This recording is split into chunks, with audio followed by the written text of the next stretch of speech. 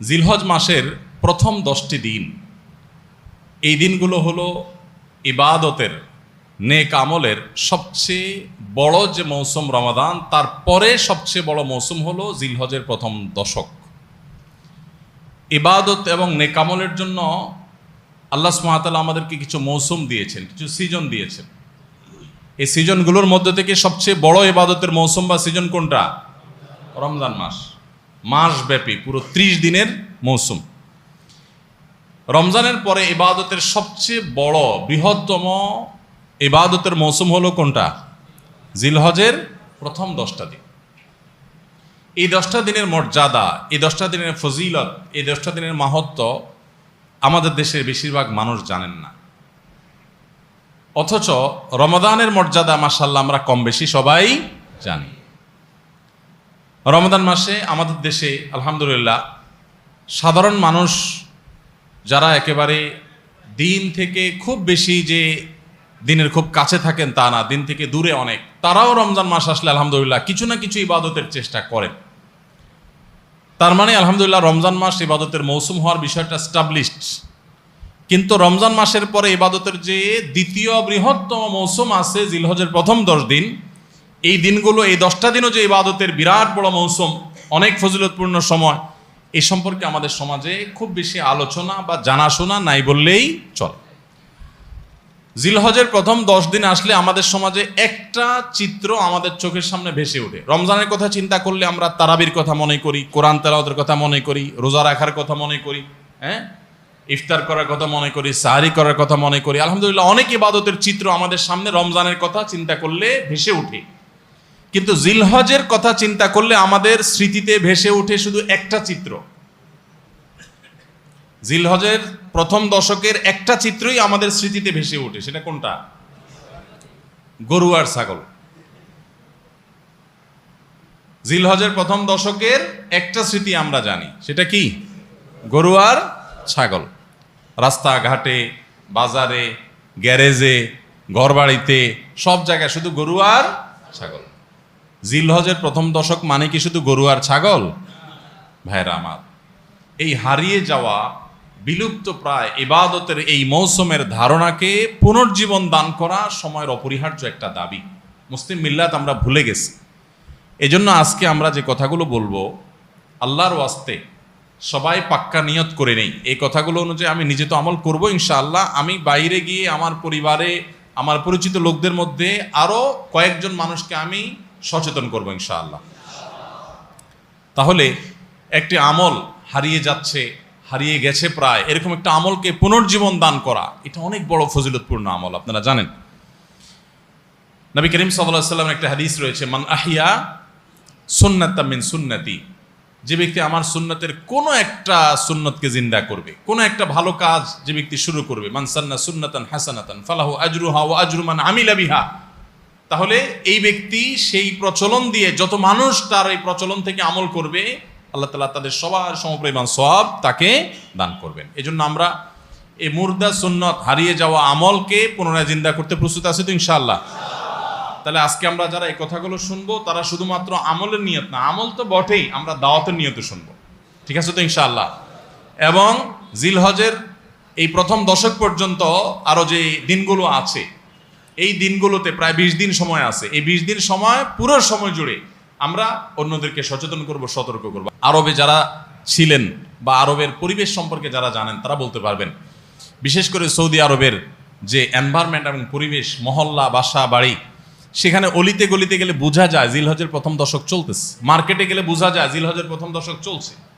সব জায়গায় তাকবীরের ধ্বনি শোনা যায়, আল্লাহু আকবার, আল্লাহু আকবার, লা ইলাহা ইল্লাল্লাহ, আল্লাহু আকবার, আল্লাহু আকবার, লিল্লাহিল হামদ। বিভিন্ন বাসা বাড়ির গেইটে ছোট্ট ডিভাইস রেখে দেয়, এই ডিভাইসে আপনার ছোট সাউন্ড বক্সে মৃদু ভলিউমে এই তাকবীরগুলো সুললিত কণ্ঠে বাজতে থাকে। পথচারী যারা যায় তারা এটা শুনে তাদের মনে হয় তারা পড়া শুরু করে দেয়। দোকানে যাবেন আপনি, মার্কেটে, শপিং মলে যাবেন, ছোট্ট করে আপনার হালকা ভলিউম দিয়ে এই তাকবীরগুলো বাজাইতে থাকে, সেগুলো দেখে সবাই স্মরণ হয়, সবাই পড়তে থাকে। এভাবে গোটা সমাজে বোঝা যায় যে একটা ইবাদতের মৌসুম চলছে। কিন্তু আমাদের সমাজে ওই যে গরু আর ছাগল ছাড়া আর কিচ্ছু দেখা যায় না। তো এই সুন্নতটাকে আমরা জিন্দা করবো তো ইনশাআল্লাহ। ইসলামের এই ইবাদতগুলো, এগুলো যখন আমরা সমাজে জিন্দা করব, এগুলো যখন প্রচলিত হবে, ইনশাআল্লাহ দিন বিমুখ মানুষগুলো দিনদার হওয়ার জন্য এটা একটা বড় সহায়ক ভূমিকা পালন করবে। রমজানে আমরা ইবাদতের যে চার্জ করেছি ইবাদতের মাধ্যমে, এটা দীর্ঘ 2 মাস পর কিছুটা হলেও দুর্বল হয়ে গেছে, চার্জটা কমে গেছে। আবার জিলহজের প্রথম 10 দিন যখন ভালো করে রিচার্জ করব, আবার কিছুদিন ইনশাআল্লাহ চলতে পারবো আল্লাহ চাহেন তো। আল্লাহ আমাদেরকে সবাইকে আমলের তৌফিক দান করুন। ভাইরা আমার, কোরআনে কারিমে আল্লাহ রাব্বুল আলামিন সূরা ফাজর, কোরআনে কারিমে 30 নম্বর সূরা একটা সূরা হলো, সূরাগুলো একটা সূরা হলো সূরাতুল ফজর।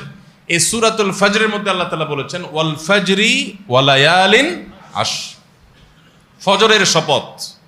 ফজর মানে কি? ফজরের নামাজ, সকাল। ফজরের শপথ, ওয়া লায়ালিন আশ, এবং 10টি রাতের শপথ। এই 10টি রাতের শপথ যে আল্লাহ তাআলা করলেন, আল্লাহ সুবহানাহু ওয়া তাআলা কোনো বস্তুর নামে শপথ করার মানে হলো ওই বস্তুটা আল্লাহ তাআলার কাছে বিরাট বড় মর্যাদাবান। আল্লাহর সৃষ্টির মধ্যে যে সমস্ত সৃষ্টির নামে আল্লাহ শপথ করেছেন, এই সৃষ্টিগুলোর মাহাত্ম্য এবং শ্রেষ্ঠত্ব মর্যাদা বোঝানোর জন্য আল্লাহ তাআলা ওই বস্তুগুলোর নামে কি করেন? শপথ করেন। যদিও আল্লাহ ছাড়া কোনো মানুষের জন্য, বান্দার জন্য জায়েজ নাই আল্লাহ ছাড়া আর কারোর নামে কি করা? শপথ করা। নবী করিম সাল্লাল্লাহু আলাইহি ওয়াসাল্লাম বলেছেন মান আরাদা আন ইয়াহলিফা ফালইয়াহলিফ বিল্লাহি আও লিয়াসমুত। কেউ যদি শপথ করতে চায় সে আল্লাহর নামে করবে, আর নাহলে চুপ থাকবে। মায়ের কিরা, বাপের কিরা, অমুকের কিরা, তমুকের কিরা, মাথা সুইয়া, পাও সুইয়া, স্টিয়ারিং হুইল সুইয়া, ক্যাশ বাক্স সুইয়া, এই সমস্ত কোনো ছুঁয়াছুঁয়ি করে এবং আল্লাহ ছাড়া আর কারোর নামে শপথ করা জায়েজ নাই। এটা নূউম মিনাশ শিরক, শিরকের একটা প্রকার। আল্লাহ ছাড়া কারুল্লাহ নামে কি করা? শপথ করা।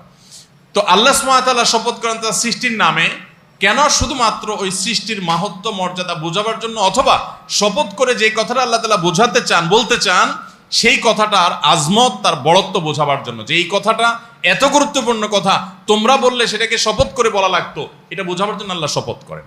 তো এই যে ওয়াল ফাজরি ওয়া লায়ালিন আশ, এই 2 আয়াতে আল্লাহ তাআলা শপথ করলেন। এরপরে 3 নম্বর আয়াতে বলছেন ওয়াশ-শাফঈ ওয়াল ওয়াতরি, এবং জোড় এবং বেজোড়। এই 10টি রাতের মধ্যে আবার জোড় এবং বেজোড়, অর্থাৎ সবগুলো রাতের শপথ। বিশ্ববিখ্যাত তাফসিরের কিতাব তাফসির ইবনে কাসিরের মধ্যে ইবনে আব্বাস রাদিয়াল্লাহু তাআলা আনহুর বরাতে, আরো অন্যান্য মুফাসসিরিনদের বরাতে উল্লেখ করা হয়েছে, এখানে 10টি রাত বলতে বোঝানো হয়েছে জিলহজের প্রথম 10টা রাতকে, জিলহজ মাসের প্রথম 10টা রাতকে। এবং এই 10টা রাতের যে জোড় বেজোড় সবগুলোই যে ফজিলতপূর্ণ, এটা বোঝাবার জন্য আল্লাহ তাআলা আরেকটা আয়াত ব্যবহার করেছেন, ওয়াশ-শাফঈ ওয়াল ওয়াতর, জোড় এবং বেজোড় সবগুলো রাতের শপথ। তাহলে এখান থেকে জিলহজের প্রথম দশকের মর্যাদা বুঝে আসে কি আসে না?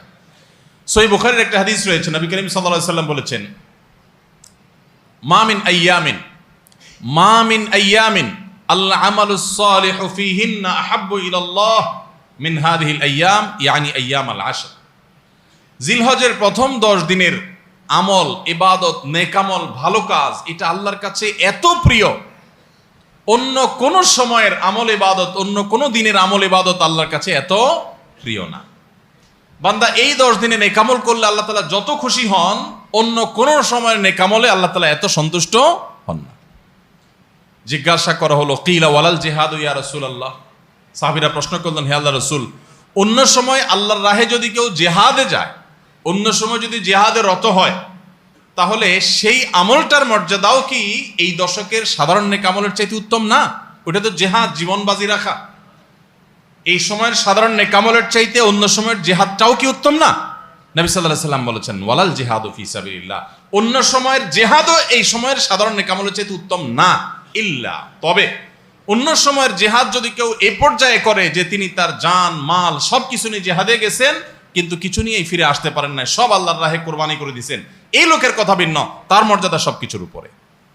তাহলে এই দশকের নেকামল, এই দশকের ইবাদত বন্দেগীর মর্যাদা এত বেশি ভাইরা আমার, যে আল্লাহ রাব্বুল আলামিনের কাছে বছরের অন্য কোন সময়ের কোন আমল, এমনকি জিহাদও, সাধারণ জিহাদও এই দশকের নেকামলের চাইতে বেশি প্রিয় না। এই হাদিস থেকে, বুখারীর এই হাদিস থেকে আমরা কি বুঝলাম?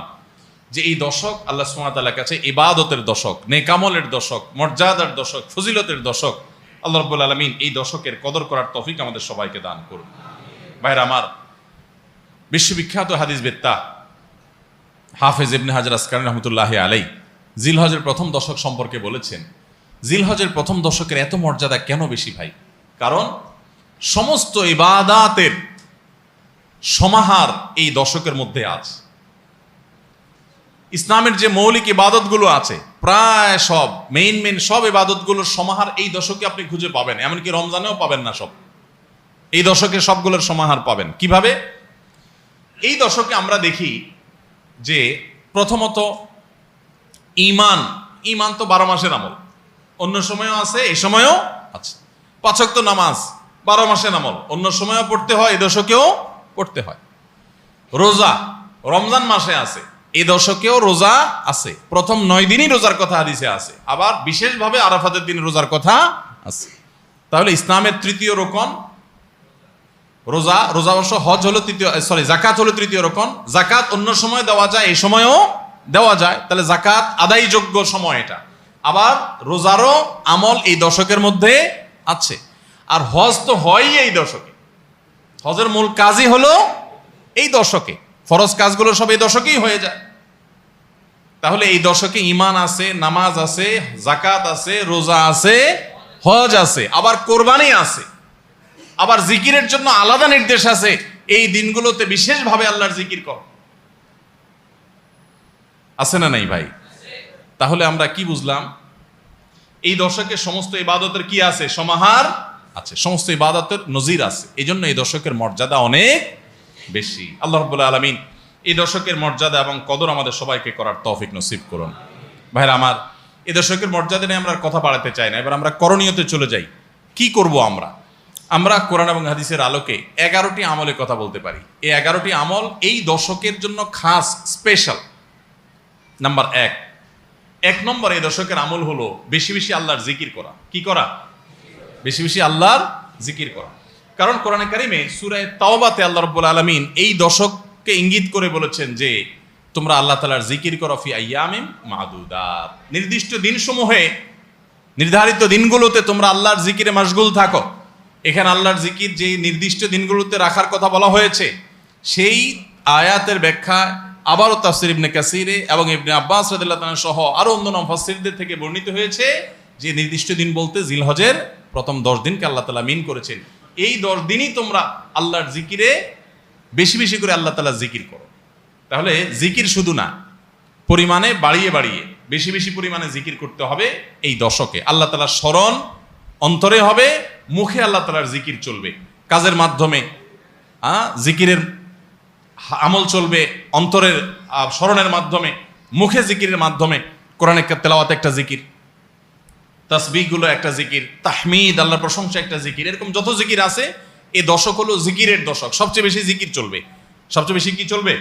জিকির চলবে। দ্বিতীয়ত যে আমলটি চলবে তা হলো যে কোনো নেকামল, যে কোনো নেকামল। কারণ একটু আগে আমরা হাদিস শুনলাম যে নবী করিম সাল্লাল্লাহু আলাইহি ওয়াসাল্লাম বলেছেন মা মিন আইয়ামিন আল আমালুস সালিহু ফিহিন্না আহাব্বু ইলাল্লাহ মিন হাযিহিল আইয়াম। এই জিলহজের 10 দিনের চাইতে অন্য কোন দিনের নেকামল আল্লাহর কাছে বেশি প্রিয় না। মাস হিসাবে রমাদান সবচেয়ে সেরা, আর দিন হিসাবে খুচরা দিনগুলোর মধ্যে রমজানের বাইরে সবচেয়ে সেরা কোনটা? জিলহজের প্রথম দশক। রমজানের পরে মর্যাদার বিচারে সবচেয়ে বেশি মর্যাদাপূর্ণ দশক হলো এই দশক। এই জন্য এই দশকে আমল করলে আল্লাহর কাছে এত প্রিয় যে অন্য কোনো সময়ের আমল আল্লাহর কাছে এত প্রিয় না। এই জন্য এই দশকের দ্বিতীয় আমল হলো বেশি বেশি নেকামল করা। বেশি বেশি কি করা? নেকামল করা। রুটিন যে নামাজগুলো আছে, কাজগুলো আছে, সেগুলো বিশেষ ইহতিমামের সাথে করা। অন্য সময় আপনি নামাজের টুকটাক গাফলতি করেন, কিন্তু এই দশকে মোটেই করবেন না। অন্য দশকে আপনার ফজরের জামাত একটু মিস হয়, এই দশক মোটেই করবেন না। আগে থেকে ইহতিমাম থাকবে যে এই দশক কোনোভাবে ইবাদত থেকে আমি যেন দূরে না থাকি। আল্লাহ তাআলা আমাদের সবাইকে আমলের তৌফিক দান করুন। তাহলে 2 নম্বর আমল হলো বেশি বেশি নেকামল করা এই দশকে। রুটিন নেকামলগুলো যেগুলো সবসময় করতে হয় এগুলোকে বিশেষ ইহতিমামের সাথে করা, আর আরো নফল আমল বাড়িয়ে বাড়িয়ে করা। আপনি অন্য সময় কোরআন তেলাওয়াত খুব বেশি করতে পারেন না, এই দশকে কোনো অবস্থাতে ছাড়বেন না। অন্য সময় তাসবিহ তেলাওয়াত খুব বেশি হয় না, এই দশকে কোনো অবস্থায় ছাড়বেন না। অন্য সময় তাসবিহ তেলাওয়াত খুব বেশি হয় না, এই দশকে কোনো থাকবে যে ধীরস্থিরতার সাথে মনোযোগের সাথে নামাজ পড়ব। এভাবে নেকামলের কসরত করতে থাকবেন আল্লাহর প্রিয় পাত্র হওয়ার পথে। আমরা এগিয়ে যেতে চাইলে এই দশক, এই 10টা দিন আমাদের জন্য বিরাট বড় একটা সুযোগ। আল্লাহ আমাদের সবাইকে তৌফিক দান করুন। 3 নম্বর, এই দশকের করণীয় হলো সকল গুনাহ থেকে অন্য সময়ের চাইতে এই সময়টাতে বেঁচে থাকার জন্য বেশি সচেষ্ট থাকা। গুনাহ তো 12 মাসই আমরা করব না, কিন্তু এই দশক গুনাহ না করার ব্যাপারে চেষ্টাটা একটু বেশি থাকবে। কারণ আপনারা সূরা তওবার একটা আয়াত শুনেছেন, আল্লাহ রাব্বুল আলামিন সম্মানিত 4 মাসের আলোচনা করে বলেছেন, যালিকাদ দীনুল কাইয়্যিম ফালা তাজলিমু ফিহিন্না আনফুসাকুম। এই সম্মানিত মাসগুলোতে তোমরা নিজের প্রতি নিজে অবিচার করিও না। ভাইরা আমার, তার মানে যেই সময়টাতে আল্লাহর নৈকট্য লাভের সুযোগ, ওই সময়টাতে যদি কেউ পাপাচারে লিপ্ত হয়, এর চেয়ে পাপিষ্ট আর কে আছে? এই জন্য আল্লাহ রাব্বুল আলামিন আমাদেরকে দরদের সাথে বলছেন, ভাষা খেয়াল করেন, ফালা তাজলিমু ফিহিন্না আনফুসাকুম, তোমরা নিজের পায়ে নিজে কুঠারাঘাত করিও না। এই 10 দিন না, শুধুমাত্র এই পুরো সম্মানিত 4 মাস, সম্মানিত 4 মাসের ভিতরে টানা 3টা মাস চলছে, জিলকদ, জিলহজ, মুহররম, আরেকটা হলো রজব মাস, রমজানের আগের মাস। তাহলে সম্মানিত 4 মাসের মধ্যে এই 10টা দিন আবার বিশেষ মর্যাদাবান। অতএব এই আয়াতটা এখানে আরো বেশি ফিট হবে, অর্থাৎ পাপাচার থেকে বাঁচার জন্য আলাদা কসরত থাকবে। অন্য সময় আমি গুনাহের কাজ করলেও এই দশকে কোনো অবস্থাতে আল্লাহর নাফরমানি করব না। আল্লাহ আমাদের সবাইকে বেঁচে থাকার তৌফিক দান করুন। ভাই আমার, তাহলে 3 নম্বর আমল আমরা পেয়ে গেলাম। 4 নম্বর আমল হলো, যাদেরকে আল্লাহ তাআলা সামর্থ্য দিয়েছেন তারা হজ করবেন। এই দশক হজের আমলের মাস, আমলের দশক, এই দশকেই তো হজ হবে। অতএব যাদের তৌফিক দিয়েছেন আল্লাহ তাআলা, তারা কি করবেন? হজ করবেন। এটা এই দশকের আমল। এটা হলো 4 নম্বর আমল। 5 নম্বর আমল হলো, যাদেরকে আল্লাহ সামর্থ্য দিয়েছেন তারা এই দশকে কোরবানি করবেন। কারণ কোরবানি এমন একটা আমল, নবী করিম সাল্লাল্লাহু আলাইহি সাল্লাম মদিনা হিজরত করেছেন, এরপর থেকে প্রতি বছরই তিনি কি করেছেন? কোরবানি করেছেন। আল্লাহ নির্দেশ করেছেন, ফাসাল্লি লিরাব্বিকা ওয়ানহার, তুমি তোমার রবের নির্দেশ পালনার্থে নামাজ আদায় করো এবং কোরবানি করো। তো এই জন্য ঈদুল আজহা, অর্থাৎ এই জিলহজের প্রথম দশকের শেষ দিন, অর্থাৎ 10ম দিনে কোরবানির আমলটা করা, এটা যাদের সামর্থ্য আছে তাদের জন্য প্রযোজ্য। এই দশকের একটা আমল হলো কি করা? কোরবানি করা। কয়টা আমল গেল? 5টা। 6 নম্বর হলো, যাদের কোরবানি করার ইচ্ছা আছে তারা জিলহজের চাঁদ ওঠার আগে আগে, জিলকদ মাসের শেষ দিনের মধ্যে তাদের হাতের নখ, চুল, গোফ, অবাঞ্ছিত লোম এগুলো সব কেটে পরিষ্কার করে ফেলবেন এবং এই দশক আর সেগুলোতে হাত দিবেন না।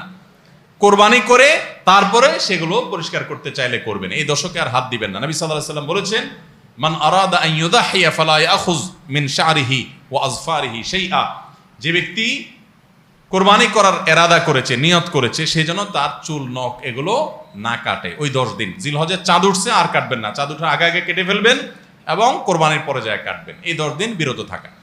তবে অন্য আরো বিভিন্ন রেওয়ায়াত থেকে, বর্ণনা থেকে বোঝা যায় যে এই আমলটা শুধু যিনি কোরবানি করবেন তিনি নয়, যিনি কোরবানি করবেন না, কোরবানি করার সামর্থ্য নাই, তিনি এই আমল করতে পারেন, তাহলে আল্লাহ তাআলা তাকে কোরবানি করার সওয়াব দান করবেন। এমনকি কোন সালাফ, কোন সাহাবী থেকে আমলও বর্ণিত আছে যে বাসার বাচ্চা কাচ্চা যারা আছে তাদেরকেও এই দশকে চুল, নখ ইত্যাদি কাটতে নিষেধ করেছেন। তাহলে চুল, নখ ইত্যাদি কাটা থেকে বিরত থাকা এই 10 দিন, আগে কাটা এবং পরে কাটা, এই 10 দিন না কাটাকাটি না করা, এটা একটা মুস্তাহাব আমল। এবং প্রায় সব ফুকাহা একরাম এই ব্যাপারে একমত হয়েছেন। মওসুআ ফিকহিয়া কুয়েতিয়ার মধ্যে লেখা হয়েছে যে ইত্তাফাকাল ফুকাহা, সব ফকিহগণ প্রায় একমত যে এই দশকে যিনি কোরবানি করবেন তিনি তো বটেই, কোরবানি যিনি করবেন না তাদের তরফ থেকেও চুল, নখ এগুলো কাটা থেকে বিরত থাকা মুস্তাহাব। তাহলে 6 নম্বর আমল গেল চুল, নখ ইত্যাদি এই দশক না কেটে থাকা। 7 নম্বর আমল হলো এই দশকে বেশি বেশি তাকবীর পাঠ করা। এটা তাকবীরে মুতলাক বলা হয়, সাধারণ তাকবীর। আল্লাহু আকবার, আল্লাহু আকবার, লা ইলাহা ইল্লাল্লাহু, আল্লাহু আকবার, আল্লাহু আকবার ওয়ালিল্লাহিল হামদ। এই তাকবীরটা হলো মিন শাআইরিল ইসলাম, এটাকে আমরা করতে পারি। ইসলামের যে নিদর্শনগুলো আছে সেগুলোর মতো করে এই তাকবীরটা আমরা পাঠ করব। এমন ভাবে পাঠ করব যে অলিতে গলিতে, রাস্তাঘাটে সব জায়গায় তাকবীরের ধ্বনি চলতে থাকবে, কারোর ডিস্টার্ব করে না, মৃদু কণ্ঠে সব জায়গায় গুনগুনিয়ে আমাদের মুখ থেকে তাকবীর চলবে। আপনারা অনেকে হয়তো শুনে থাকবেন, সাহাবায়ে কেরাম রিদওয়ানুল্লাহি তাআলা আজমাইনের মধ্য থেকে কেউ কেউ, আবু হুরায়রা রাদিয়াল্লাহু তাআলা আনহু, আরো কোন সাহাবীর আমল বর্ণিত আছে যে জিলহজের প্রথম দশক শুরু হলে তারা বাজারে চলে যেতেন। বাজারে কেন যেতেন ভাই? শুধুমাত্র এই নিয়তে বাজারে যেতেন যে বাজারে গিয়ে অনেক মানুষজন থাকবে, তাদের সামনে গিয়ে উচ্চস্বরে তাকবীর পাঠ করব, আমার তাকবীর শুনে পুরো বাজারে সবাই গুনগুনিয়ে তাকবীর বলে উঠবে। এই উদ্দেশ্যে শুধুমাত্র কোন কোন সাহাবী বাজারে যেতেন এবং যে বলতেন আল্লাহু আকবার, আল্লাহু আকবার, লা ইলাহা ইল্লাল্লাহ, আল্লাহু আকবার, আল্লাহু আকবার, ওয়ালিল্লাহিল হামদ। শয়তান আমাদের পুরো সমাজকে গ্রাস করে ফেলছে ভাই, সর্বত্র। আমাদের বাসা বাড়ি, আমাদের ব্যবসা প্রতিষ্ঠান, আমাদের শিক্ষা প্রতিষ্ঠান, আমাদের চিন্তা চেতনা, মন মগজ, দেহ মস্তিষ্ক, সবকিছু ইবলিস নানাভাবে আমাদেরকে প্রভাবিত করে রাখছে। ইবলিসের ওয়াজ তো আজকাল আমরা শুনি না। কোরআনে আল্লাহ তাআলা সবচেয়ে বেশি যাকে শত্রু হিসাবে দেখাইছেন সে হলো কে? ইবলিস। তার ব্যাপারে আল্লাহ বলেছেন যে সে আমাদের আদু ও মুবিন, স্পষ্ট শয়তান। আমরা জীবনে কোনোদিন দেখিই নাই, আল্লাহ বলেছেন স্পষ্ট শয়তান। কেমনে স্পষ্ট হলো? আমরা দেখিই না, সে থাকে গোপনে, আল্লাহ বলছেন স্পষ্ট। ভাইরা আমার, এই জন্য আল্লাহ স্পষ্ট বলেছেন যে শয়তান নিজে দেখা না দিলে কি হবে? শয়তানের শয়তানি সারাক্ষণ আমাদের চোখের সামনে ভাসে, চতুর্দিক থেকে শয়তানের শয়তানি আমরা দেখি না? তো এই শয়তান তার শয়তানি করে করে পরিবেশটাকে আমাদের নষ্ট করে ফেলছে। আমাদের দেশ তরুণ প্রজন্মকে ধ্বংসের দ্বার প্রান্তে নিয়ে যাওয়া হয়েছে। তাদেরকে দিন থেকে এত দূরে সরাই দেওয়া হয়েছে, কখনো শিক্ষার নামে, কখনো সংস্কৃতির নামে, কখনো বিনোদনের নামে, কখনো খেলাধুলার নামে, কখনো ক্যারিয়ারের নামে, এক এক সময় এক এক নাম দিয়ে আমাদের সন্তানদেরকে আল্লাহে দিন থেকে এত দূরে সরিয়ে ফেলা হয়েছে, আমরা অনেকে এখনো আঁচ করতে পারছি না। ভয়াবহতা কোথায় গিয়ে ঠেকেছে অনেকে অনুমান করতে পারছি না। সমাজ থেকে শয়তানের এই সমস্ত শয়তানির প্রভাব দূর করবার জন্য জিলহজের প্রথম দশকে অলিতে গলিতে, রাস্তাঘাটে, বাসা বাড়িতে, ব্যবসা প্রতিষ্ঠানে সব জায়গায় তাকবীর ধ্বনি উচ্চারিত করতে থাকেন। এই তাকবীর ধ্বনি নীরবে না, সশব্দে। সশব্দে বলতে মানুষকে ডিস্টার্ব করে না, যতটুকু মানুষ সহনীয় হয় মৃদু কণ্ঠে এই তাকবীর গুনগুনিয়ে আমরা গাইতে থাকবো, আওয়াজ করে করে বলতে থাকবো, সর্বত্র এটি ধ্বনিত হতে থাকবে। এই আন্দোলনটা আমার প্রত্যেকটা একটু করতে হবে। রাজি আছি তো ইনশাআল্লাহ? ভাইরা আমার, বাজারে গিয়ে, চায়ের দোকানে, মাছের বাজারে বা খুব জমজমাট বাজারে গিয়ে যদি আপনি হঠাৎ করে তাকবীর দিয়া উঠেন, আল্লাহু আকবার, আল্লাহু আকবার, লা ইলাহা ইল্লাল্লাহ, আল্লাহু আকবার, আল্লাহু আকবার, ওয়ালিল্লাহিল হামদ, কত মধুর কণ্ঠে এই তাকবীর পাঠ করা যায়। আল্লাহু আকবার, আল্লাহু আকবার, আল্লাহ সবচেয়ে বড়, আল্লাহ সবচেয়ে বড়, লা ইলাহা ইল্লাল্লাহ, আল্লাহ ছাড়া সত্যিকারের কোনো মাবুদ নাই, লা ইলাহা ইল্লাল্লাহ, আল্লাহু আকবার, আল্লাহ বড়, ওয়ালিল্লাহিল হামদ, আল্লাহ বড়, আল্লাহ বড় এবং তার জন্য সমস্ত প্রশংসা। ভাইরা আমার, আল্লাহর এই বড়ত্ব এটা বলতে গিয়ে আজকাল আমাদের অনেকের হেজিটেশন হয়, আমাদের অনেকের মধ্যে ইতস্তত বোধ হয় যে মানুষের সামনে যায় বলবো। একা একা বলি ঠিক আছে, মানুষের সামনে আবার বলবো কেমন লাগে। এগুলো আমাদের ইমানের দুর্বলতার দলিল। আমার আল্লাহর বড়ত্ব বর্ণনা করতে আমার মধ্যে ইতস্তত বোধ যদি হয়, তো আমার চেয়ে নিমক হারাম আর কি আছে আল্লাহর জমিনে? আমি কত আল্লাহ নিমক হারাম যে আল্লাহ সারাদিন আল্লাহর নিয়ামতের ভিতরে ডুবে আছি, আল্লাহর বড়ত্বটা জোরে বললে কে কি মনে করবে, আমি এই চিন্তা করছি। তো আমরা ইনশাআল্লাহ এই অচল আয়তন ভাঙবো তো? আমরা ইনশাআল্লাহ এই হীনমন্যতা, এই ইতস্ততা দূর করবো তো ইনশাআল্লাহ? ভাইরা আমার, টার্গেট করে করে বাসায় যাওয়ার সময় মোবাইলে অ্যালার্ম দিয়ে দিয়ে লিখে লিখে রিমাইন্ড করে করে তারপরে আমল করব, মনে থাকবে তো ইনশাআল্লাহ? যেখানে মানুষ আছে একটু জোরে জোরে তাকবীর পাঠ করবো। বাসায় ঢোকার সময় জোরে জোরে পড়তে পড়তে ঢুকবেন, যাতে বাসার সবাই তাকবীর দিয়ে উঠে। হঠাৎ মনে হবে একটু জোরে জোরে পড়বেন, যাতে সবাই তাকবীর দিয়ে উঠে। পুরো পরিবেশটাকে সেভাবে করবেন। আমি আমার বাসায় এই দশক আসলে সাধারণত মৃদু কণ্ঠে ভলিউমের সবসময় তাকবীরটা চালু করে রাখি, যাতে সবার মনে হয়। অফিসে কম্পিউটারে এটাকে মৃদু কণ্ঠে চালু করে রাখি, অন্যান্য কাজ করতে থাকে, এই আওয়াজ চলতে থাকে, যাতে করে যে আসে সে দেখে তার মনে হয় সে আমলটা করতে পারে। তো আমরা এই আমলটা চিন্তা করবো তো ইনশাআল্লাহ? যদি আপনি বাজারে গিয়ে তাকবীর বলেন, আমাদের সমাজের যে অবস্থা, যে অবক্ষয়, দিনই চেতনা দিন দিন যেভাবে হারিয়ে গেছে, আপনার তাকবীর শুনে হয়তো অনেকে হাসবে। হঠাৎ করে যখন বাজারে গিয়ে তাকবীর দিবেন জোরে জোরে, বলবে ব্যাপার কি? কেউ কেউ হয়তো ইশারা করে যে মাথায় হয়তো কোনো সমস্যা আছে। এরকম হতে পারে, হতে পারে কি পারে না? কেন হইতে পারে? কারণ সব গাফেলদের মধ্যে একজন জাকের আসছে, সব গাফেলদের মধ্যে একজন জাকের আসছে। যেখানে সবাই গাফলতিতে নিমজ্জিত, সেখানে একজন জিকিরকারী আসছে। এই জন্য ওই গাফেলদের মধ্যে জিকিরকারী একজন জিকিরকারী ব্যক্তিকে মনে হয় পাগল, অথবা তাকে বলা হয় যে আননোন। অথচ হওয়া দরকার ছিল মুসলমানদের সমাজে সবাই জাকের, এক দুজন গাফেল। আর আমরা সবাই হয়ে গেছি গাফেল। এই জন্য একজন জিকিরকারী হলে তাকে মানুষ কি করে? উপহাস করে, পাগল মনে করে।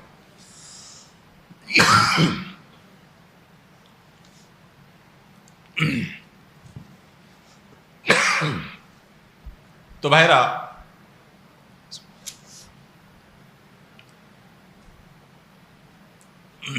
ওই যে কোন দেশে নাকি রাজাকে